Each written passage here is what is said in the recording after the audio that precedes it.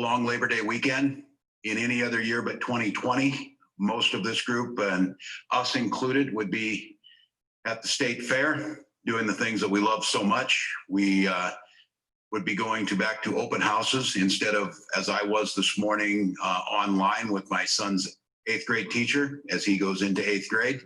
But in COVID-19, many things have changed. We're approaching 6 months since Minnesota and the United States took the moves towards emergency action around stopping the spread of COVID-19. We've learned much during that time. We've learned what works. We've learned some things that don't work. We're still continuing to learn, but there are things that we know that we can control that make an impact.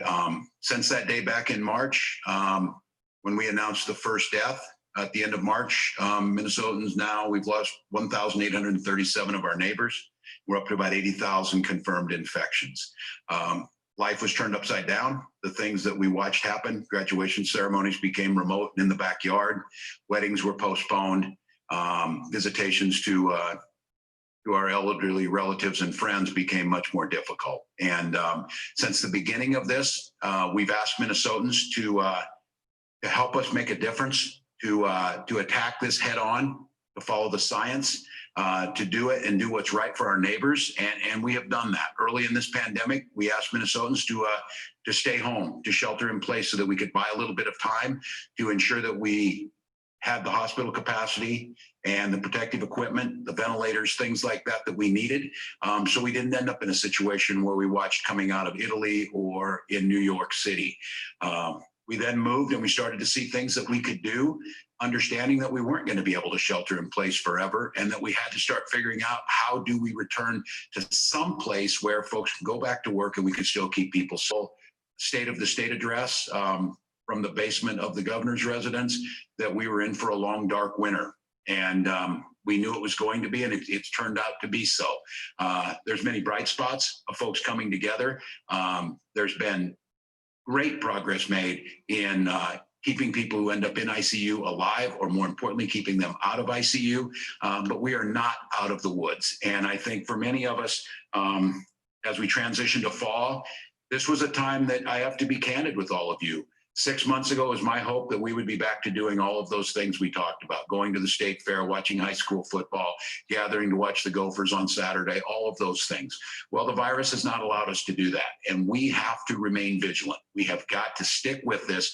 As you've seen, it burned hot. This virus burned hot in the Northeast. It moved to the South. It's people seeding things around the country, and now we've seen a lot of people go to different places this summer and bring back infections to the Midwest. Dr. Fauci yesterday cautioned 7 states in the upper Midwest are on high alert. We've seen cases increase in surrounding states, upwards of 200% in the case of South Dakota. With that being said, we have stayed at a relatively manageable, approximately 5.3, 5.4% positivity rate. That number was under 5 up until the last several weeks. It has been creeping up in the recent weeks.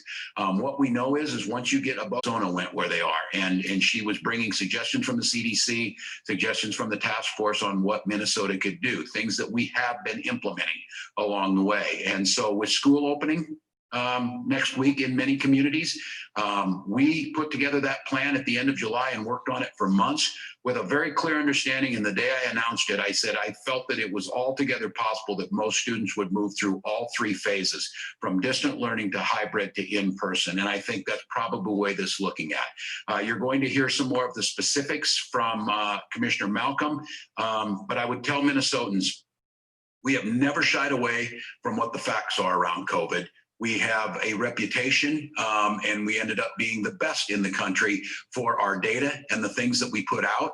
I want to thank this team, Chris Erzman and her folks, the epidemiologists, being able to continue to craft and evolve as this virus moves, to understanding what it's doing, and then to make some predictions that are very difficult to do of what comes next and what we can do to make sure that what comes next is good for Minnesotans. And that is a difficult task. We're going to be joined by Dr. Pham today to talk a little bit on the pediatric side of this, of what's happening, and to try and make a renewed, I guess for me, an appeal to Minnesotans.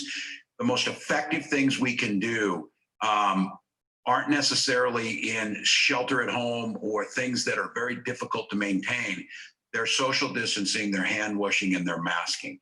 And Dr. Birx and again, Commissioner Malcolm will get in more detail on this, really trying to understand that especially the Twin Cities areas has been somewhat of a conundrum for the experts as they've looked at this. It looked early on that the Twin Cities was going to go much the way other large cities went, Detroit and others, but we never did. We never spiked out the top, but we also never dropped back down. And so one of the things that I think, and the commissioner can get into the details on this, but in the meeting I had with Dr. Birx, she's just concerned that those very simple, and they seem so innocent, the backyard meetings, the barbecues, families mixing together, not in their immediate family, is driving a lot of what's happening here. And it's again, I understand the pain of this. This is the basic social things that make summer so fun. Talking over the fence or sitting around that fire pit making s'mores.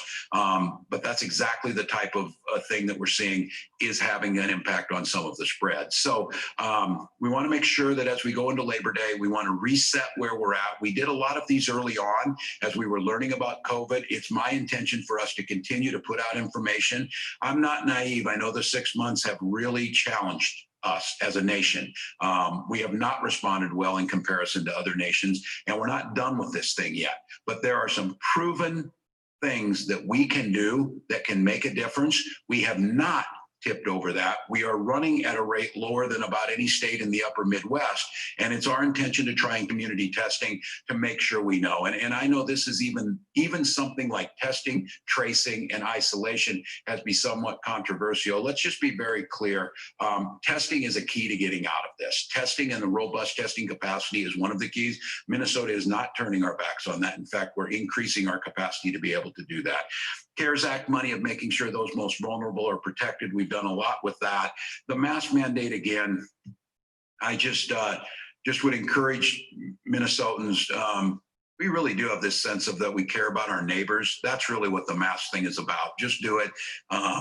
Do it for the right reasons, and we get through this thing. And if you never want to wear one again, that's my hope that maybe that's exactly what you don't have to do, because we'll get through this thing, move to the other side of it. And then, of course, some of the other funding that we've worked in partnership with the legislature. So with that, I'd like to let Commissioner Malcolm come up and kind of update you of where we're at. And I preface this with, we're at a tipping point, a potential tipping point, but we still possess the capacity to push back in the right direction. And I really do believe this Labor Day weekend could really have a big impact on that. So I appreciate folks taking the time, and Jan will update us.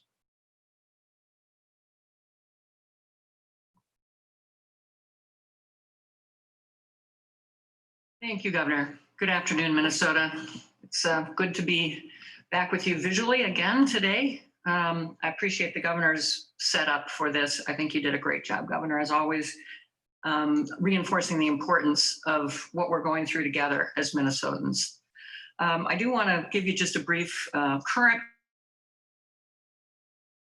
As the governor said, are just approaching 80,000 total cumulative laboratory confirmed cases in Minnesota. Today's exact number is 78,123.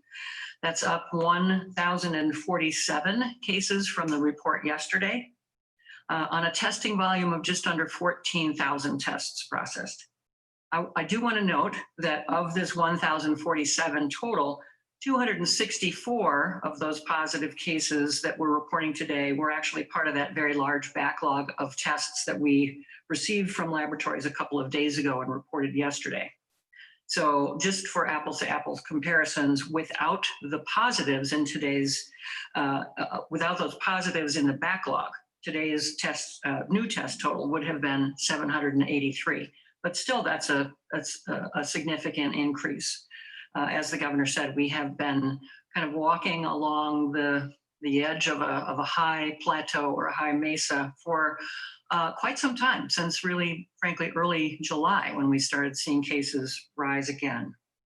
There are 272 patients currently in the hospital, a net decrease of 25 from the prior day. 138 of those are in intensive care, a net increase of 3.